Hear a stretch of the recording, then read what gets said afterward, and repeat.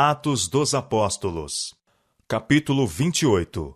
Dias de lutas e de provas. Por mais de 3 anos, Éfeso foi o centro do trabalho de Paulo. Uma florescente igreja foi estabelecida ali, e desta cidade o evangelho se espalhou através da província da Ásia, tanto entre judeus como entre gentios.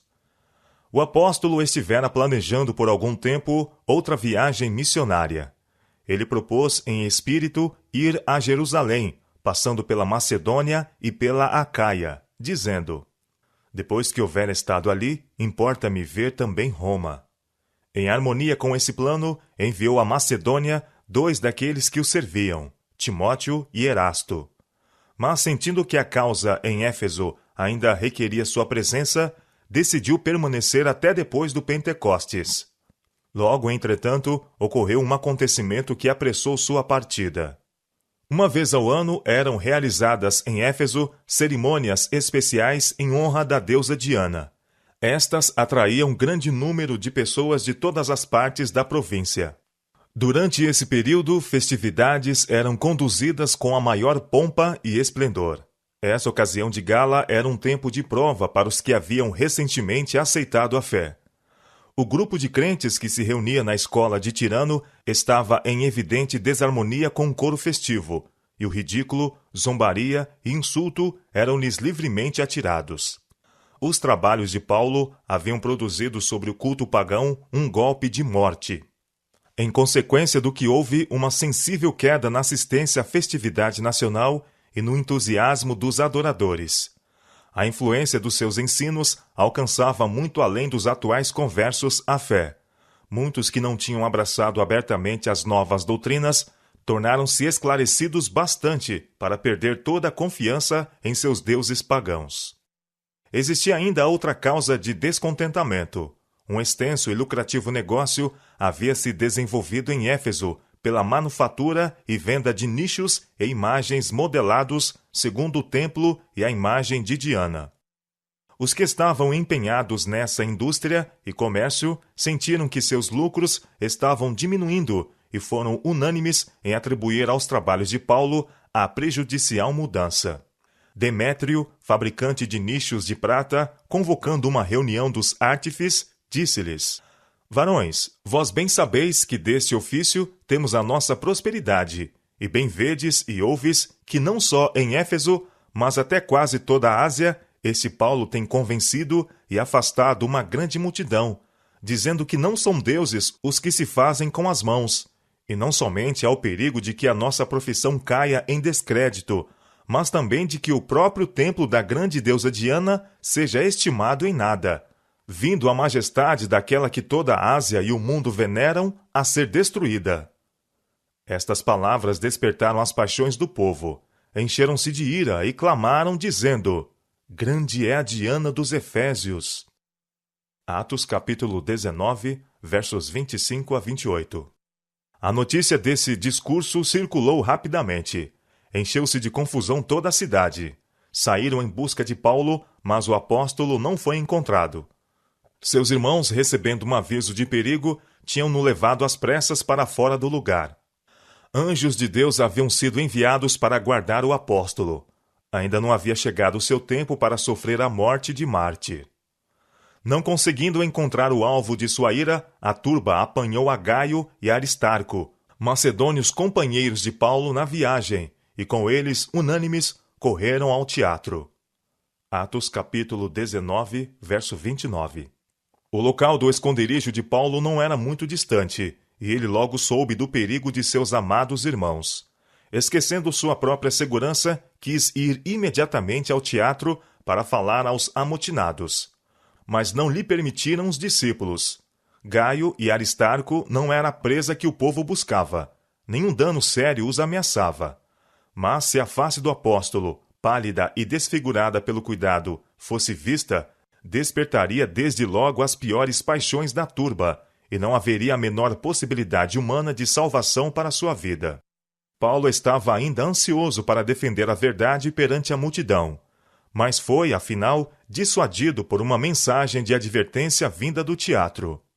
Alguns dos principais da Ásia, que eram seus amigos, lhe rogaram que não se apresentasse no teatro. O tumulto no teatro crescia continuamente. Uns clamavam de uma maneira, outros de outra, porque o ajuntamento era confuso, e os mais deles não sabiam por que causa se tinham ajuntado. Atos capítulo 19, verso 32. O fato de Paulo e alguns dos seus companheiros serem de ascendência judaica tornou os judeus ansiosos para mostrar que não eram simpatizantes com ele e sua obra. Impeliram, pois, para adiante a um de seu próprio número, para expor o assunto diante do povo. O orador escolhido foi Alexandre, artífice que trabalhava em cobre, a quem Paulo mais tarde se referiu como lhe tendo feito muito mal. Alexandre era um homem de considerável habilidade e usava todas as suas energias no sentido de dirigir a ira do povo exclusivamente contra Paulo e seus companheiros. Mas a turba, vendo que Alexandre era judeu, empurrou para o lado, clamando por espaço de quase 2 horas. Grande é a Diana dos Efésios. Atos capítulo 19, verso 34. Afinal, de pura exaustão, cessaram, e houve um silêncio momentâneo. Então, o escrivão da cidade chamou a atenção da turba, e em função de seu ofício, conseguiu que o ouvissem. Enfrentou o povo em seu próprio terreno, mostrando-lhes que não havia causa para aquele tumulto. Apelou-lhes à razão. Varões Efésios, disse: qual é o homem que não sabe que a cidade dos Efésios é a guardadora do templo da grande deusa Diana e da imagem que desceu de Júpiter? Ora, não podendo isto ser contraditado, convém que vos aplaqueis e nada façais temerariamente, porque estes homens que aqui trouxestes nem são sacrílegos, nem blasfemam da vossa deusa. Mas, se Demétrio e os artífices que estão com ele têm alguma coisa contra alguém, há audiências e procônsules, que se acusem uns aos outros. Mas, se alguma outra coisa demandais, averiguar-se-á em legítimo ajuntamento. Na verdade, até corremos perigo de que, por hoje, sejamos acusados de sedição, não havendo causa alguma com que possamos justificar este concurso. E tendo dito isto, despediu o ajuntamento. Atos capítulo 19, versos 35 a 41. Em suas declarações, Demétrio afirmou: há o perigo de que a nossa profissão caia em descrédito. Essas palavras revelam a real causa do tumulto de Éfeso e também de grande parte da perseguição que acompanhava os apóstolos em sua obra. Demétrio e seus colegas de ofício viram que o negócio de fabricação de imagens estava em perigo por causa do ensino e disseminação do evangelho. A renda dos sacerdotes pagãos e dos artífices estava em risco. Essa era a razão por que se levantaram em terrível oposição contra Paulo. A atitude do escrivão e de outros que exerciam funções de autoridade na cidade tinha apresentado Paulo perante o povo como inocente de qualquer ato ilegal. Esse foi outro dos triunfos do cristianismo sobre o erro e a superstição. Deus despertara um grande magistrado para defender seu apóstolo e fazer calar a turba.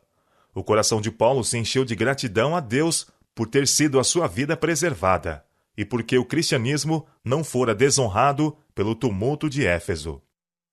E depois que cessou o alvoroço, Paulo chamou a si os discípulos e, abraçando-os, saiu para a Macedônia. E havendo andado por aquelas terras e exortando-os com muitas palavras, veio à Grécia. Atos capítulo 20, verso 1. Nessa viagem, ele se fez acompanhar por 2 fiéis irmãos efésios, Tíquico e Trófimo. O trabalho de Paulo em Éfeso estava concluído. Seu ministério ali tinha sido uma época de incessante labor, de muitas provas e profunda angústia. Havia ensinado o povo em público e de casa em casa, instruindo-os e advertindo-os com muitas lágrimas. Enfrentara contínua oposição da parte dos judeus, que não perdiam oportunidade de acirrar contra ele os sentimentos populares. E enquanto assim batalhava contra a oposição, impelindo para a frente com incansável zelo a obra do Evangelho e cuidando dos interesses de uma igreja ainda jovem na fé, Paulo levava sobre si o pesado fardo de todas as igrejas. Novas de apostasia em alguma das igrejas por ele estabelecidas causaram-lhe profunda tristeza. Temeu que seus esforços em benefício deles tivessem sido em vão.